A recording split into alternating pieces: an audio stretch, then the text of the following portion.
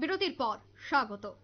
নানা ধরনের ফসলের জন্য, বিশেষ করে পেঁয়াজের জন্য একাধিক দেশ বা এশিয়ার একাধিক দেশ নির্ভর করে থাকে ভারতের উপর।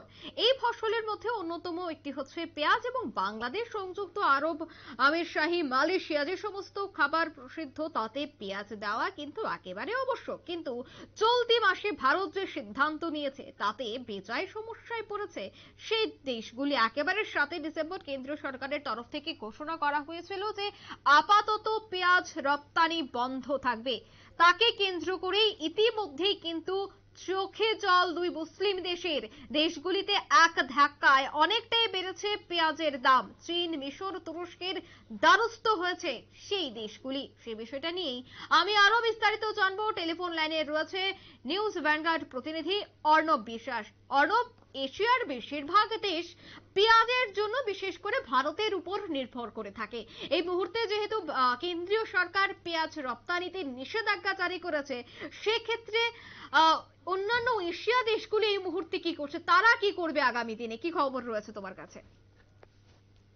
একদম অঙ্কিতা, দেখো প্রাথমিকভাবেই যে বিষয়টা উঠে আসছে যে ভারতবর্ষ কিন্তু ইতিমধ্যেই পেঁয়াজ রপ্তানি বন্ধ করেছে, এবং তার পেছনে যে কারণটা রয়েছে সেটা খুবই স্বাভাবিক। এবং সেটা আমরা প্রত্যেকেই জানি যে পেঁয়াজের দাম কিন্তু অনেকটাই বৃদ্ধি পেয়ে গেছিল ভারতের বাজারগুলোতে, যাকে কেন্দ্র করে পেঁয়াজ কেনার ক্ষেত্রে কিন্তু অনেকটাই সমস্যা হচ্ছিল সাধারণ মানুষের, এবং আমজনতার কথা মাথায় রেখেই কিন্তু ভারতবর্ষের সরকার এই ব্যবস্থাটা নিয়েছে।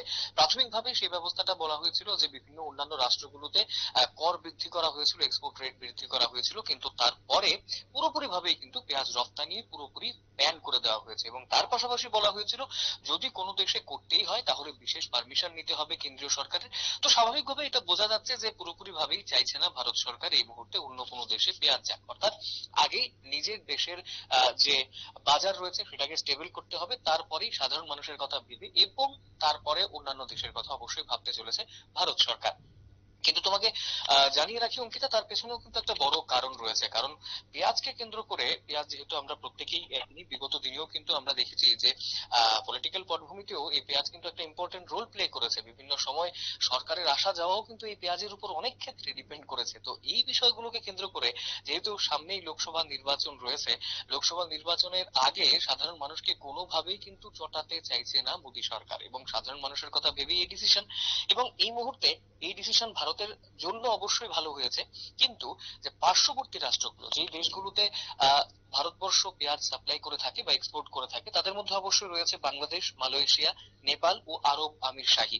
এই দেশগুলো রয়েছে, এবং এই দেশগুলো কিন্তু এই মুহূর্তে পড়েছে মহা ফাপড়ে। কারণ একটা বড় অংশের পেঁয়াজ রপ্তানি হয় ভারতবর্ষ থেকে সেই দেশগুলোতে, এবং বিশেষ করে এই মুসলিম দেশগুলোতে যে রকমের খাবার দাবার বানানো হয়, পেঁয়াজ ছাড়া এক প্রকার বলা চলে যে সেই দেশের খাবারের কথা ভাবাই যায় না।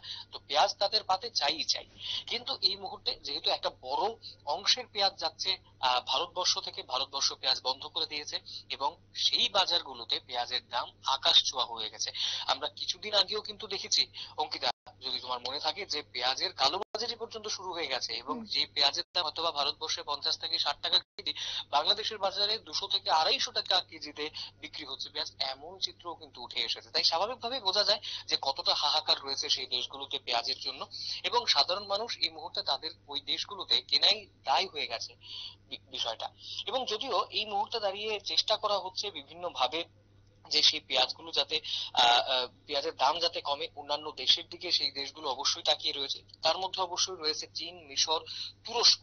কিন্তু এই দেশগুলো ভারতবর্ষের পরিবর্তে একটা ভালো ভায়াবল সলিউশন হতে পারে না ওই যে দেশগুলোকে ভারতবর্ষ সাপ্লাই করে। তার কারণটা হচ্ছে সেই দেশগুলো থেকে যেতে চীন এবং তুরস্ক, এই দেশগুলো থেকে পেঁয়াজ আসতে একটা বড় সময় লাগে, যার কারণে পেঁয়াজ ভালো না থাকার একটা চান্সেস যেরকম থাকে, একদমই। একই রকম ভাবে অর্ণব, সেখানে কি যে কারণে ভারতে এবছর পেঁয়াজ রপ্তানি বন্ধ করা হয়েছে, মানে কি কারণ থাকতে পারে? অকাল বৃষ্টি, নাকি পেঁয়াজের ফলন এই বছর অনেকটা কম হয়েছে? মূলত কি কারণ এই মুহূর্তে উঠে আসছে? দেখো, যেটা প্রাথমিকভাবে বোঝা যাচ্ছে যে অকাল বৃষ্টির একটা বিষয় তো অবশ্যই রয়েছে, পেঁয়াজের ফলন সেখানে একটা বড়ভাবে হ্যাম্পার্ড হয়েছে, যার ফলে পেঁয়াজের যতটা প্রোডাকশন হওয়ার কথা সে ততটা প্রোডাকশন হয়নি, এবং যার কারণে কিন্তু কৃষকরা অনেক ক্ষেত্রে আমরা দেখেছি ত্রিপুরা রাজ্যেও বিভিন্ন যারা কৃষকরা রয়েছেন তারাও ক্ষতিগ্রস্ত হয়েছেন।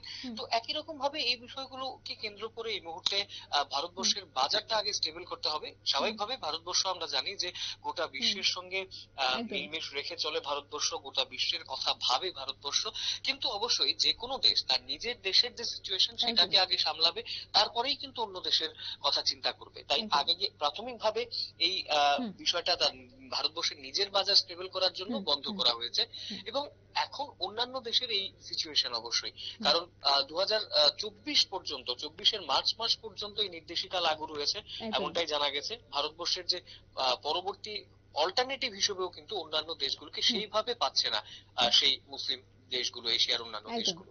অঙ্কিতা, ধন্যবাদ অর্ণব।